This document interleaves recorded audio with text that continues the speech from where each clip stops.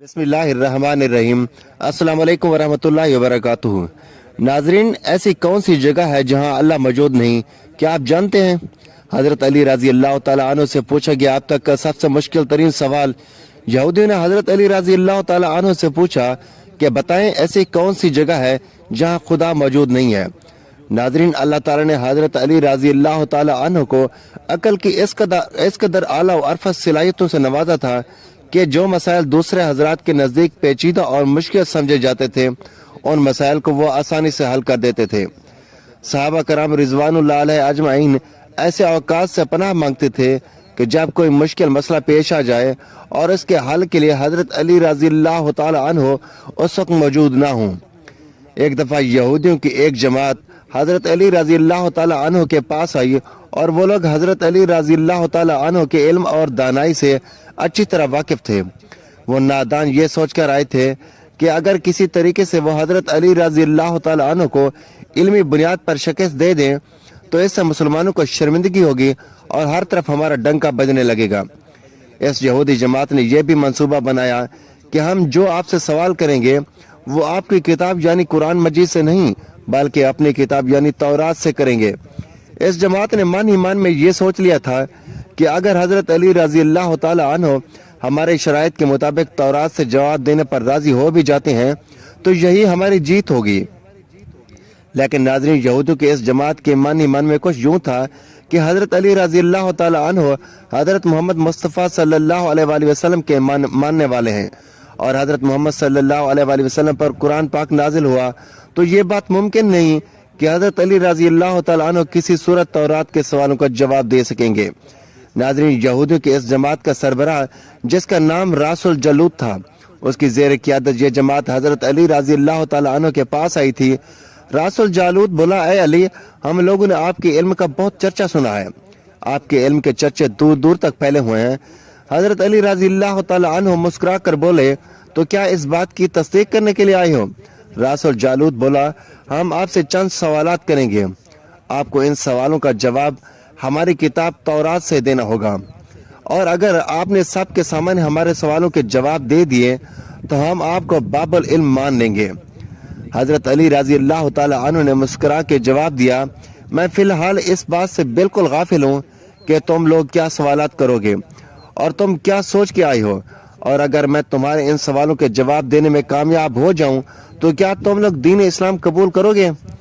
यहूदी इस बात पर आमादा हो गए कि अगर उनके तमाम सवालों के जवाब उन्हें तौरात से मिल गए तो वो यहूदी मजहब छोड़कर इस्लाम कबूल कर लेंगे और ये इस बात की दलील होगी कि जिनसे आपने इल्म सीखा वो यकीनन अल्लाह की तरफ से भेजे गए सच्चे नबी हैं। नाजरीन, अब तमाम मामला तय पा चुके थे और पूरा मजमा खामोश होकर बैठ चुका था। सवालों का सिलसिला शुरू हो चुका था।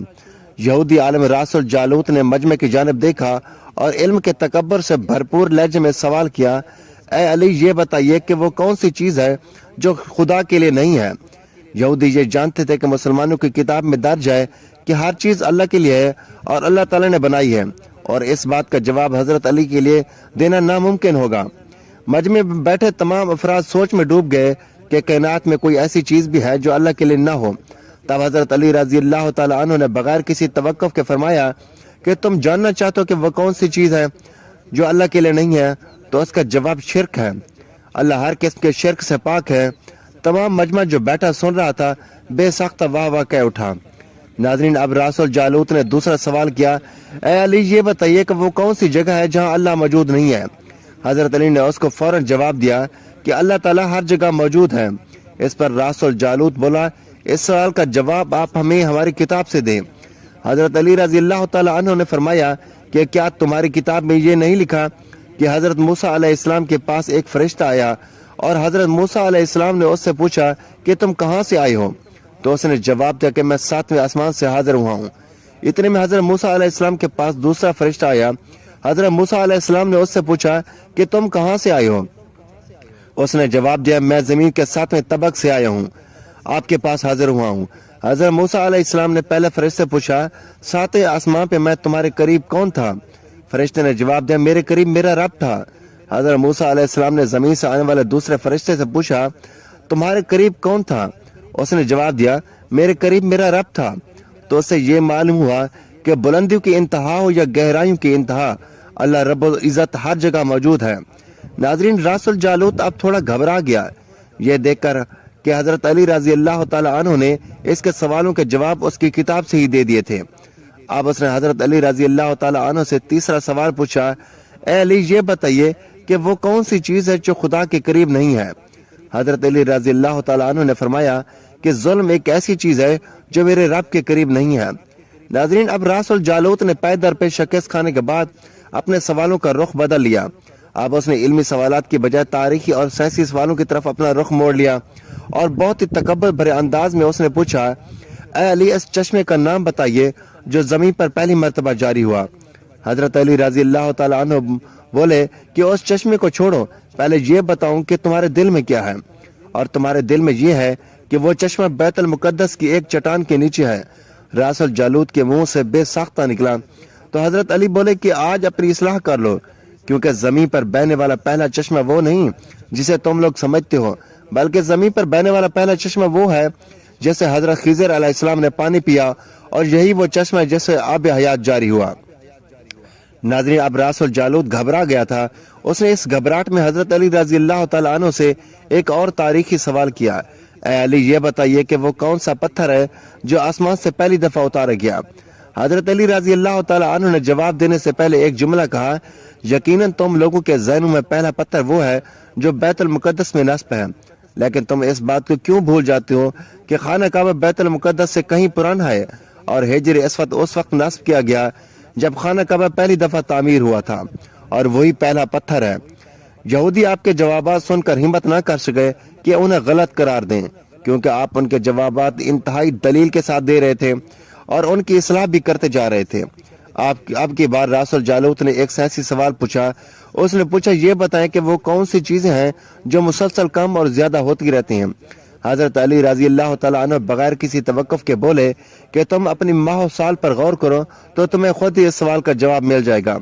راس الجالوت نے پوچھا، وہ کیسے؟ آپ نے فرمایا، کوئی دن اگلے دن کے برابر نہیں ہوتا، اسی طرح گزشتہ رات اگلی رات کے برابر نہیں ہوتی، یہی وہ دو چیزیں جو مسلسل کم اور زیادہ ہوتی رہتی ہیں۔ راس الجالوت نے جواب سن کر حضرت علی رضی اللہ تعالیٰ عنہ سے ایک اور سوال کیا کہ زندہ رہنے کی پہچان سانس لینا ہے، کیا کائنات میں کوئی ایسی چیز بھی ہے جو سانس لیتی ہے مگر زندہ نہیں؟ حضرت علی رضی اللہ تعالیٰ عنہ نے فرمایا کہ صبح جب نکلتی ہے تو سانس لیتی ہے، حالانکہ صبح کے پاس نہ روح ہے نہ جان۔ یہ سن کر وہ جلدی بولا، اچھا یہ بتائیے کہ دنیا میں وہ کون سی جگہ ہے جہاں سورج کی کرنیں ایک دفعہ تو پڑیں لیکن دوبارہ اس جگہ کبھی سورج کی کرنیں نہ پہنچ سکیں؟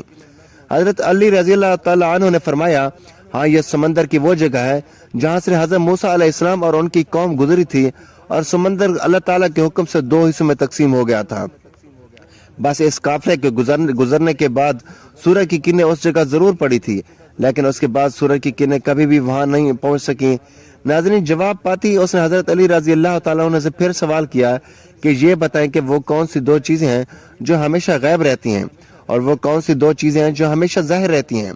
حضرت علی رضی اللہ تعالیٰ عنہ نے فرمایا کہ آسمان اور زمین کی طرف دیکھو، یہ دونوں تمہیں کبھی غائب نظر نہیں آئیں گے، یہ دونوں ہمیشہ حاضر رہتے ہیں، اور موت اور زندگی کو ڈھونڈو تو تمہیں ان کے بارے میں کبھی پتہ نہیں چلے گا کہ وہ کہاں ہیں اور کب آ جاتی ہیں۔